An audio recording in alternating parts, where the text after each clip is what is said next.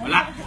So, yun po. And, but at the end of the day, every after shoot, we feel rewarded kasi we felt that we've done a good job.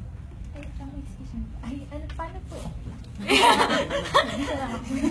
Ano po, it's been a year po. So, paano po nag-iba yung relationship niyo?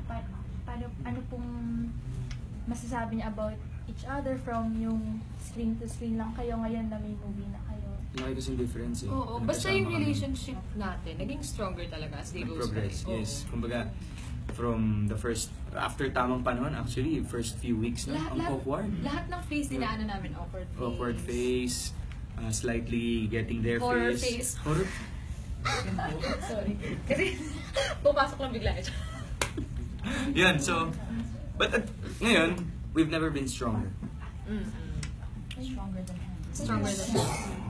What doesn't kill you makes you stronger. Yeah, Yung first time mo, di ba, mag-act sa film? Paano ka nag-adjust? Mahirap. Siyempre, I took acting workshops before, lalo na dito drama, since sanay ako ng comedy, patawa. Nahirapan ako, pero like what we've said earlier na tinutulungan naman kami ng mga katrabaho namin doon. So, ayun, naging okay din naman. So, Thank you. Unang hirit. May okay lang pa ba? Ay mga kaunang hirit, Aldab Nation, manood na, ano lang, pa-invite lang sa mga kaunang hirit. July 12 at saka premiere night at saka showing. July 12, 13 po. naisip kong joke. Baka unang hirap pang ilan na kayo.